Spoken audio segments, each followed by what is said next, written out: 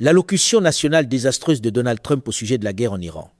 Une allocution qui, plus on l'écoute, plus elle ressemble à une opération de sauvetage avec de l'essence. Sa guerre illégale et catastrophique contre l'Iran lui a explosé au visage pendant qu'il prononçait cette allocution désastreuse. Le genre de scène où il tient le micro tout en prouvant pourquoi il ne devrait surtout pas le tenir. Vous avez vu, au début de cette vidéo, des images montrant l'impact présumé d'un missile balistique iranien qui aurait aussi eu lieu la nuit dernière sur l'activité de soutien naval à Bahreïn, qui abrite le quartier général de la 5e flotte de la marine américaine, situé dans la capitale du royaume de Bahreïn, Manama, sur l'île Hol, dans le golfe Persique.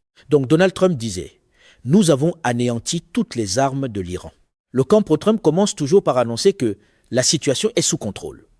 Puis quelques minutes plus tard, les marchés et la carte de la région répondent exactement le contraire. Pendant ce temps, l'Iran frappait Bahreïn, le Koweït, les Émirats arabes unis, le Qatar et d'autres pays arabes voisins qui abritent des bases militaires américaines. Or, cette allocution désastreuse de Donald Trump à la nation lui a instantanément explosé au visage. Ce qui était censé rassurer la nation a surtout eu l'air de plonger tout le pays dans une confusion encore plus grande. Les marchés s'effondraient. Les gens se disaient « Qu'est-ce qu'on vient de regarder ?» Au juste, il n'était pas censé expliquer comment on allait sortir de l'Iran. Et rien de ce qu'il disait n'avait de sens et il se dégradait sur le plan cognitif comme physique sous nos yeux. En environ 20 minutes après l'allocution de Donald Trump, les contrats à terme du SP500 ont effacé 550 milliards de dollars de capitalisation boursière en seulement 25 minutes. Une vitesse de destruction de la confiance qu'il serait même difficile pour l'équipe de communication de Trump de réussir à maquiller. Vous pouvez le voir là, le SP, qui plonge juste après l'allocution de Donald Trump. Les prix de l'or et de l'argent ont chuté après l'allocution de Donald Trump à la nation. Vous le voyez juste là. Le Bitcoin est tombé sous les 67 000 $, pendant que les contrats à terme sur les marchés boursiers touchaient aussi de nouveaux creux. Les prix du pétrole ont commencé à grimper. Le brut, le West Texas Intermediate et le Brent grimpaient. Les prix de l'essence ne montraient aucun signe de baisse à court terme. Avec les conférences de presse à la Trump, il y a une règle assez constante. Plus il y a de slogans, plus la facture arrive salée après. Et les rendements des obligations du Trésor? Oui. Tout le marché s'attendait à ce que Donald Trump désamorce la guerre avec l'Iran. Je veux dire, c'est ce qu'on laissait entendre. Et comme l'a dit la Cobessi Lether, quand cela ne s'est pas produit, le rendement de la note à 10 ans repartait vers 4,40%. Et vous savez, nous nous sommes concentrés sur le rendement à 2 ans, le rendement à 30 ans, le rendement à 10 ans, et tous grimpaient, ce qui veut dire des taux hypothécaires repassant au-dessus de 7%, des intérêts que l'Amérique paie sur sa dette nettement plus élevés. C'est catastrophique pour les États-Unis. America First. Et au final, ce sont d'abord les intérêts qui passent, puis la population qui paie. Comme nous l'avons écrit sur le compte Midas Touch, waouh, l'allocution de Donald Trump était étrange, sans énergie, complètement dépourvue de tout objectif réel. Il a régurgité les mêmes mensonges qu'il martèle au sujet de la guerre, n'a apporté aucune, zéro, clarté et avait l'air complètement désaxé. C'est le style habituel. Répéter les mêmes éléments de langage avec un visage qui donne l'impression que la seule nouveauté, c'est le degré de danger. Il a proféré ouvertement ce qui équivalait à des menaces de crimes de guerre, a laissé entendre avec désinvolture que le détroit d'Ormuz allait simplement s'ouvrir comme par magie. Et il a articulé péniblement tout au long de ses remarques une stratégie géopolitique fondée sur la pensée magique et le ton martial, comme si un détroit allait s'ouvrir simplement parce qu'un pupitre l'exige. On ne sait même pas clairement qui cette allocution était censée convaincre. Ah, Marc Levin. Marc Levin dit « Excellent discours, Donald ». Marc Levin. Anéantir toute une nation. Donald. Marc Levin. Marc Levin. Quel être humain horrible. Les cheerleaders de ce genre sont toujours très enthousiastes devant les conséquences, du moment que ce sont les autres qui les subissent. La Cobessi Lether l'a expliqué comme ceci. Toute la situation, la nuit dernière, était incroyablement déroutante. L'allocution de Trump à la nation. Qu'est-ce qu'il faisait? Il relisait sa publication sur les réseaux sociaux, menaçait les centrales électriques de l'Iran, disait que la guerre avec l'Iran durait encore 2 à 3 semaines et s'en prenait à l'OTAN. Il n'y avait rien de nouveau. Pourtant, le marché réagit maintenant comme si la guerre avec l'Iran entrait dans une nouvelle escalade d'1 mois. Pourquoi? Parce qu'il n'a pas désamorcé la situation. La seule vraie mise à jour de cette allocution, c'était le niveau de menace. Pour le reste, on aurait dit une publication sur les réseaux sociaux lue à voix haute devant des caméras. Permettez-moi d'intervenir et de dire pourquoi. C'est la Covid encore une fois, sauf que cette fois sous la forme d'une guerre catastrophique et illégale contre l'Iran. Trump n'a aucun plan de sortie. Le problème avec Trump, ce n'est pas seulement que ses plans sont mauvais, c'est qu'il entre souvent dans une crise avant de découvrir qu'il n'avait jamais eu de plan. Vous vous souvenez de la Covid? À cette époque, c'était Pâques, n'est-ce pas? À Pâques, on va aplatir la courbe. Tout va disparaître comme par miracle. C'est exactement ce qu'il dit avec le détroit d'Ormuz, n'est-ce pas? La même recette encore. Promettre un miracle d'abord, puis laisser la réalité faire le ménage après. Pourquoi avez-vous laissé ce maniaque dérangé, criminel condamné, ce prédateur sexuel reconnu, civilement responsable d'agression sexuelle, revenir au pouvoir? C'est la même chose, encore et encore. Pendant ce temps, Pete Hegseth, le secrétaire à la Défense, disait « Retour à l'âge de pierre ». C'est ainsi qu'il parle de l'Iran. On va vous bombarder jusqu'à vous renvoyer à l'âge de pierre.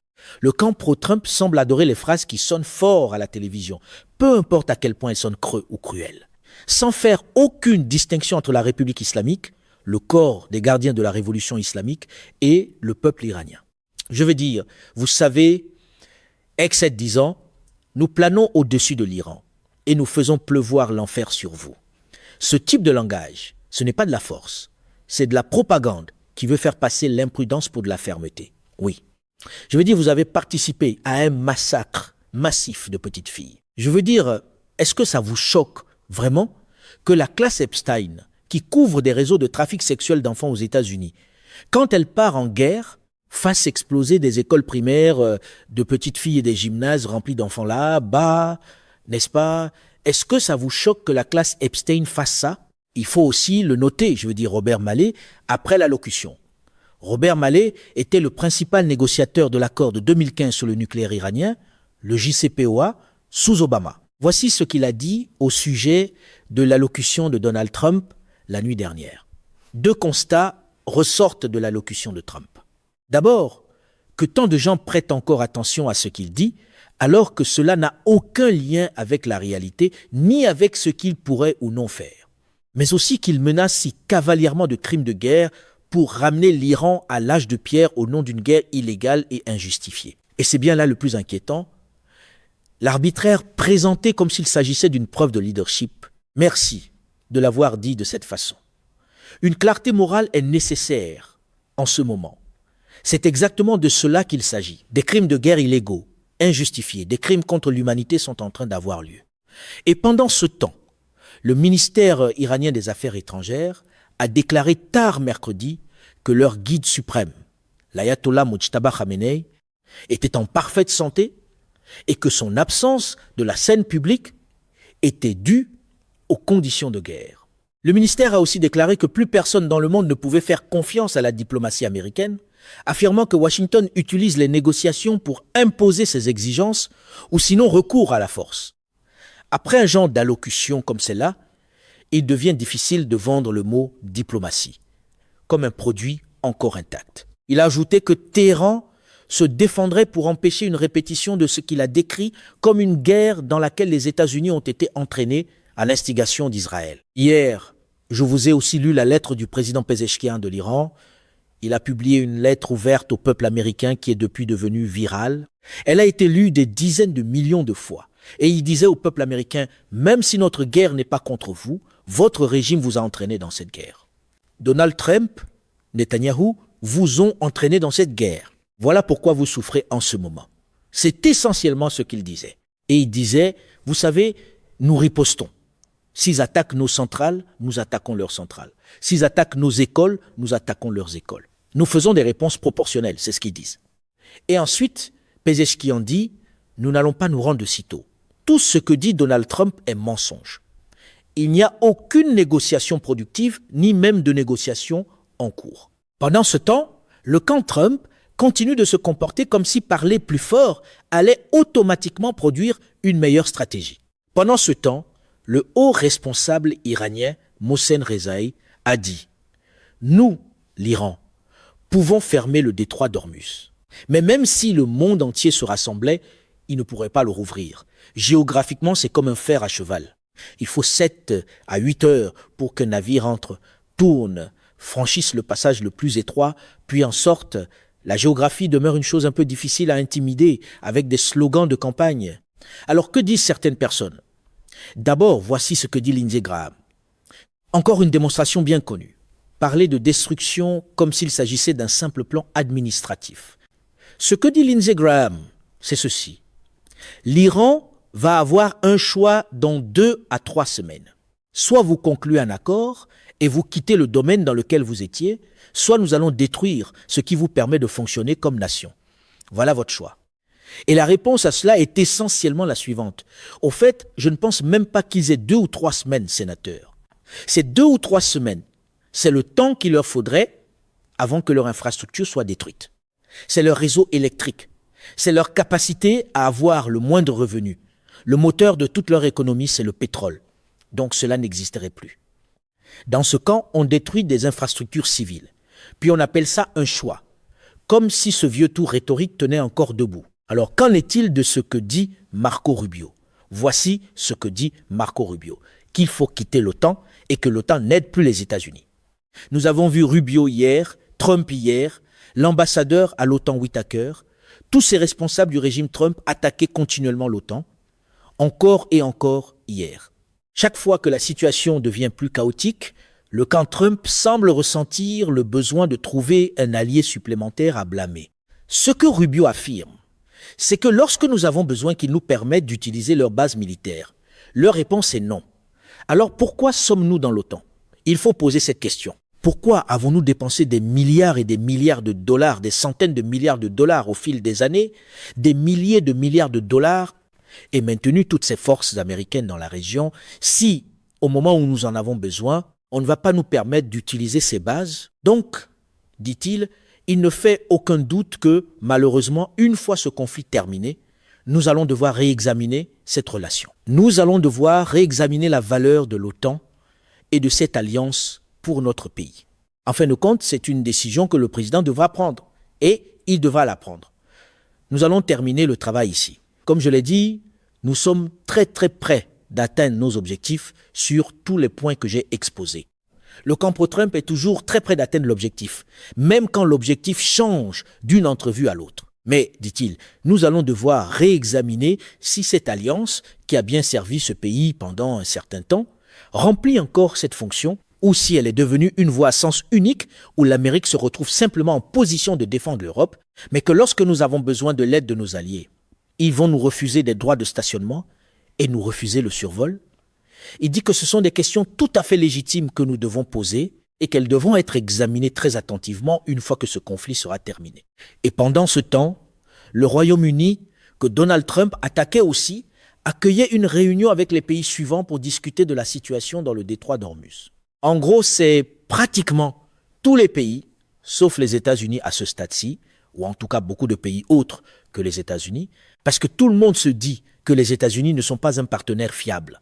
Donald Trump est un maniaque. On ne peut pas traiter avec eux. Quand les partenaires commencent à tenir des réunions sans vous, ce n'est généralement pas le signe d'une grande force de négociation. Et je veux dire, avez-vous vu l'allocution de Donald Trump la nuit dernière? Je ne veux pas tout la remontrer parce que, vous savez, c'était au-delà de l'acceptable. Mais avant même qu'il prononce cette allocution, avez-vous vu sa détérioration cognitive lorsqu'il s'est mis à attaquer les juges de la Cour suprême? Il a qualifié de stupides les juges de la Cour suprême qu'il avait lui-même nommés. Il a dit que ce sont des idiots stupides à la Cour suprême. L'un des traits caractéristiques de Trump, c'est que quelqu'un est un génie tant qu'il lui est utile, puis devient un imbécile dès qu'il cesse de l'être, en direct en plus. Rappelez-vous, Donald Trump a brièvement assisté hier aux plaidoiries devant la Cour suprême, où Trump essayait de renverser le droit du sol par décret exécutif. Trump est resté pour une partie des arguments, puis s'est ennuyé, a été frustré et a quitté la salle au milieu des plaidoiries à la Cour suprême des États-Unis, après que le juge en chef Roberts se soit tourné vers le solliciteur général de Donald Trump au ministère de la Justice et ait dit « Vous savez cette chose, ça s'appelle la Constitution. Est-ce que vous avez lu la Constitution? C'est en substance ce qu'a dit le juge en chef Roberts. Je pense que Trump va perdre cela 9-0. Ce sera une débâcle totale pour Trump. Très typique de Trump. Entrer dans une institution, constater que la loi ne se plie pas à sa volonté, puis se fâcher contre l'institution. Donc, voici Trump en train d'attaquer la Cour suprême. Ce que Trump disait, c'est que les républicains, les juges et les magistrats veulent toujours montrer qu'ils sont indépendants. Je me fiche que Trump m'ait nommé. Je m'en fiche. Ça ne fait aucune différence pour moi. Je vote contre lui parce qu'ils veulent montrer leur indépendance. Vous savez, des gens stupides. Dans l'univers politique de Trump, l'indépendance judiciaire est souvent traitée comme si c'était un bug. Donald Trump a ensuite dit, lors de son allocution la nuit dernière, dans ce qui a été un désastre total, « Nous avons toutes les cartes. L'Iran n'en a aucune. Ils n'ont pas d'armes. Ils n'ont rien. » C'est le genre de langage de casino appliqué à la guerre. Il suffit d'affirmer qu'on a toutes les cartes, même quand la fumée monte encore dans le monde réel. Ensuite, Donald Trump dit, « S'il n'y a pas d'accord, nous allons frapper chacune de leurs installations de production électrique, chacune de leurs génératrices, très durement. » Ce qu'il a dit, c'est que si pendant cette période, aucun accord n'est conclu, nous avons les yeux sur des cibles clés. S'il n'y a pas d'accord, nous allons frapper chacune de leurs centrales électriques très durement et probablement de manière simultanée. Menacer les infrastructures civiles, puis appeler cela une stratégie, voilà bien le style des conférences de presse d'un camp qui préfère le volume sonore au principe. Il a dit « Nous n'avons pas frappé leur pétrole, même si c'est la cible la plus facile de toutes, parce que cela ne leur laisserait même pas une petite chance de survie ou de reconstruction. Mais nous pourrions le frapper, et ce serait terminé. Et ils ne pourraient rien y faire. » Se vanter d'avoir le pouvoir de couper les moyens de survie d'une société entière ne rend pas l'argument plus fort. Cela révèle simplement une logique de cruauté emballée comme de la fermeté. Oui, c'est bien d'un crime de guerre, Donald, que tu es en train de parler. Et puis Donald, c'est comme s'il disait « on va les faire exploser jusqu'à l'âge de pierre ». Ce qu'il a dit, c'est « nous allons les frapper extrêmement fort au cours des 2 à 3 prochaines semaines. Nous allons les ramener à l'âge de pierre, là où ils doivent être. » Le camp pro-Trump raffole des phrases qui sonnent comme une bande-annonce de film apocalyptique, puis appelle cela une doctrine de sécurité. Quelques autres choses que je veux souligner. La cote d'approbation de Donald Trump s'effondre complètement. Dans le plus récent sondage UMass YouGov, la cote d'approbation de Donald Trump est de 33%. Dans le plus récent sondage de CNN, la cote d'approbation de Donald Trump est de 35%. Sur des enjeux comme le prix de l'essence, sa cote d'approbation est de 24%. Sur l'inflation, sa cote d'approbation est de 27%. Son bilan global en matière de gestion de l'économie, 31%. Bien pire que celui de n'importe qui dans l'histoire de la présidence. Il s'avère que les marchés, les électeurs et les factures du quotidien sont assez difficiles à convaincre avec une simple posture de dureté devant les caméras. Et nous verrons au bout du compte si Trump va intensifier cette guerre. Je pense que oui. Il semble que si vous lisez entre les lignes de cette allocution, et je pense que les marchés le lisent aussi ainsi, Trump se prépare à une sorte d'invasion terrestre. Et c'est là le plus dangereux avec la politique spectacle. À un moment donné, la scène ne suffit plus à contenir les conséquences. Le département de la défense des États-Unis a remis à Donald Trump un plan pour saisir 1000 livres d'uranium hautement enrichi sur au moins un site nucléaire en Iran, ce qui impliquerait de faire venir du matériel d'excavation, de construire une piste d'atterrissage pour que des avions cargo puissent emporter des matières radioactives, selon 2 personnes au fait du dossier qui ont parlé au Washington Post. Mesdames et messieurs, notre émission d'aujourd'hui s'arrête ici. Nous vous invitons à partager votre avis personnel dans la section des commentaires ci-dessous. Perspective politique vous salue et vous donne rendez-vous très bientôt.